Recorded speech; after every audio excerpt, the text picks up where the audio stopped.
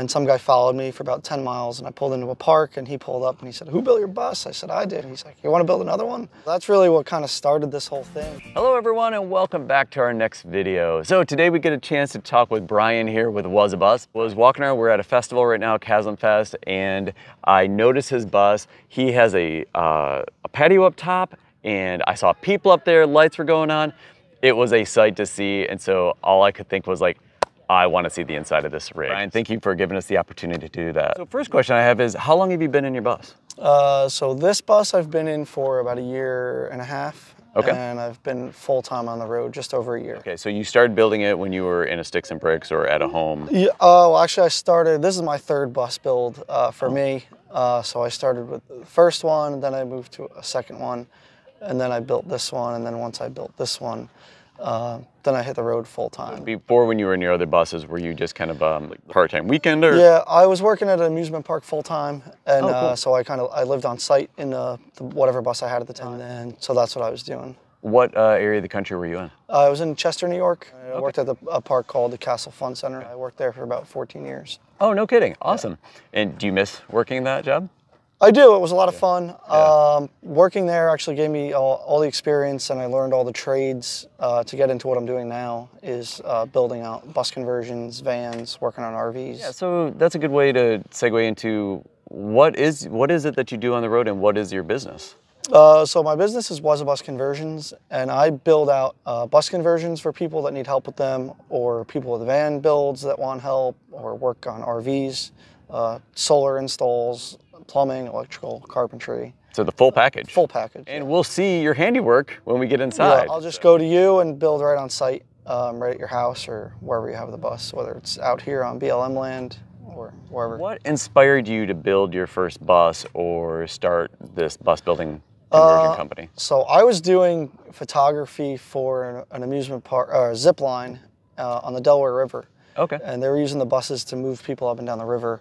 And so then I heard about how cheap you could get these buses for. Mm-hmm. And then I went and I measured one out, and I was like, oh, I could build this out as an RV and then also work out of it as well to do the photos. So the next week I went and found a bus, did a quick build on that, went down to Daytona Beach for the winter, worked at a park down there. No.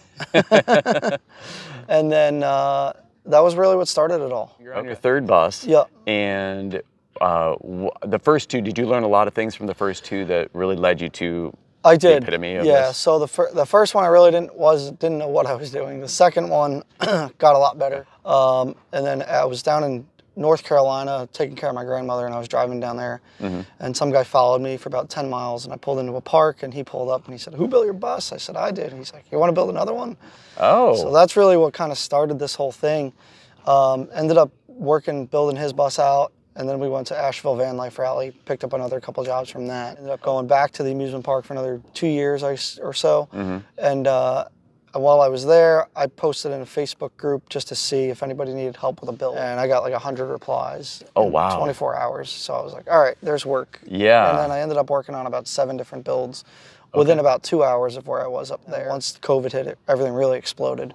Oh yeah, and everybody hit the road. Yeah, yeah. And then makes I was sense. like, all right, that's it. I'm doing it full time. And then how many do you think you can do in a year? Is there like? I could do a full build probably in about, just depending on the size of the bus, I'd say about 10 weeks. 10 weeks, okay, Yeah. gotcha, from start to finish. 8 to 10 weeks. And that'd be a full inside, outside, Yeah, solar. that wouldn't include a roof, like the rooftop deck that I have. That's a whole separate. Which we will see that. I'm excited about that, so trust me on that. That's something that I would love on my RV, but I don't think my roof can support it. Yeah, the RVs don't have as much structure as the buses, for sure. So you've been on the road for a year full time. What's been your favorite part about being on the road so far? Just really meeting so many great people out here on the road. Going to these events and you just meet all kinds of people. Then you end up meeting up with those people because we all kind of follow the weather. Totally, yeah. So I'll usually always post it near where I'm at. 9 times out of 10, I'll get messages from people saying, "Oh, you know, I'm an hour away," or whatever. Next thing you got 8 rigs meeting up, you know, which is really a lot of fun. So it's that community, right? Yeah, huge community. Yeah, and that's always been important for me too. You know, just having people that you can go out by yourself and do your solo thing, but then you can also meet up with people and congregate. And it's funny, I've met so many great people. I kind of jokingly, but not really.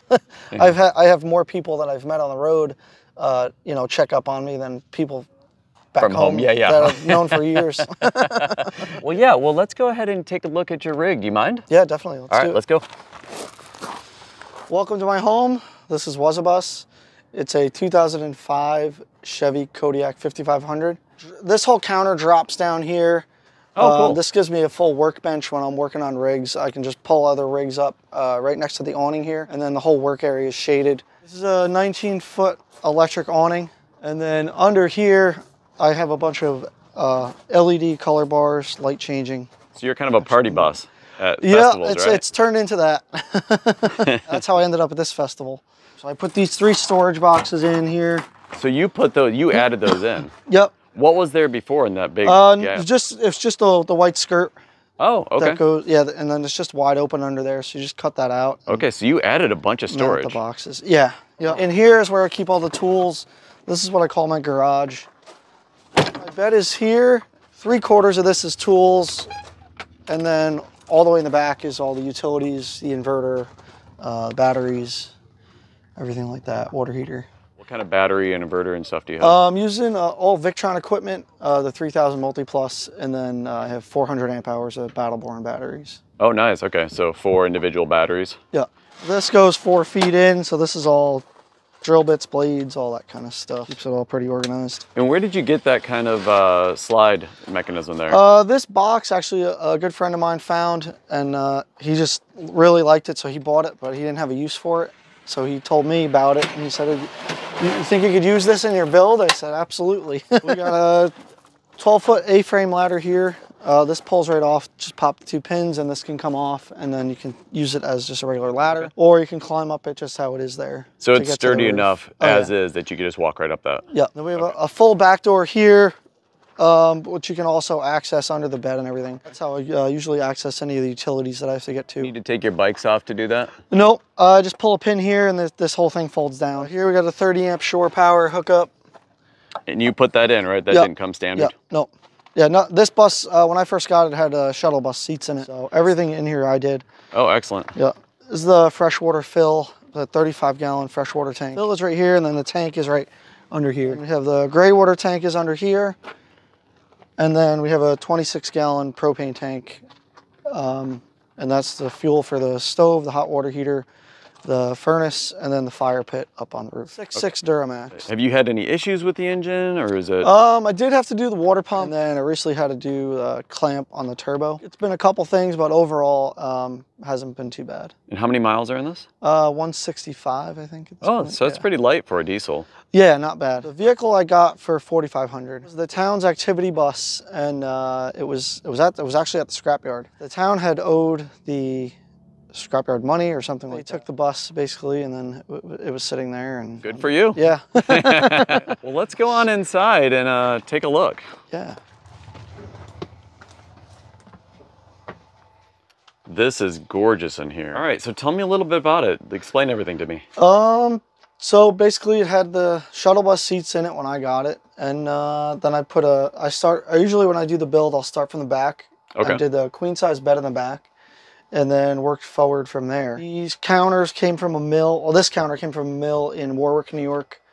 The guy had a mill in his backyard. Oh, wow. So I found this slab, and I measured it a bunch of times to make sure that it was going to work with the counter, the depth and everything. From him, and cut the back straight off, and then routed out the whole counter, and then poured the blue epoxy, and then sand it all down again, and then do a clear coat over the whole thing.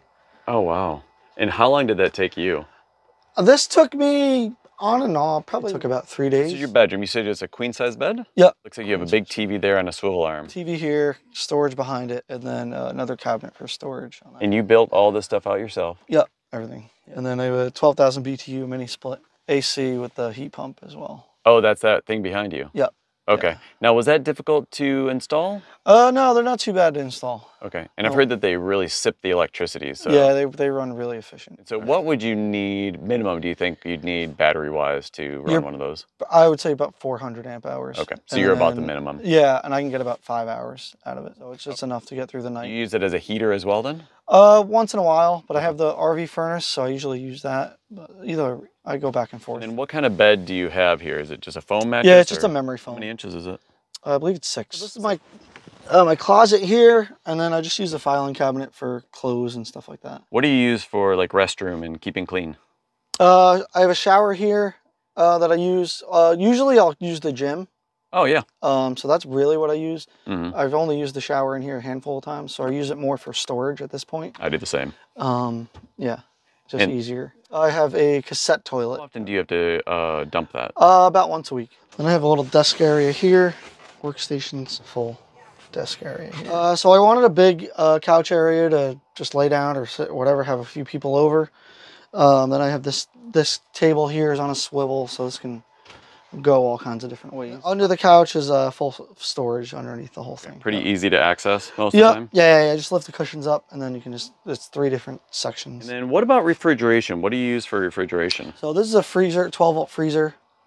Oh, nice. That's what I use my freezer. And then I have just a dorm fridge here. Dedicated freezer and a refrigerator. Yeah. Okay. And then both of those are 12 volt? This is 12 volt, this is 110. Your inverter is always on. Yes. Between those two, you have plenty of room to keep all the food that you need. Yeah. Since we're talking about food, where do you cook? Tell me about your kitchen. So I wanted a full, big, large sink, just easier to clean dishes, pots and pans. So I got a full sink here. Oh, that's ginormous.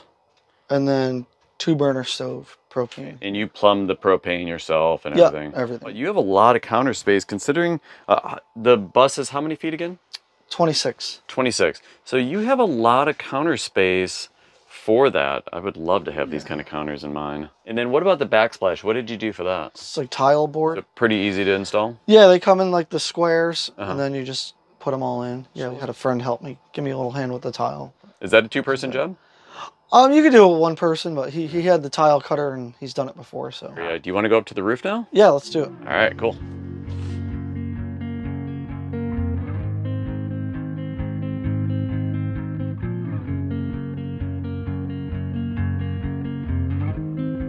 So each one of these boxes is storage. Some of them have tools, some of them have winter gear, snowboard, stuff like that. We always hang out up here and felt like it needed something else, so we added the propane fire pit. And so that fire pit is bolted down, so you don't move it while you drive. Nope, I just throw the cover on it and a couple of bungee cords and it's good to go. And then how did you plumb that in?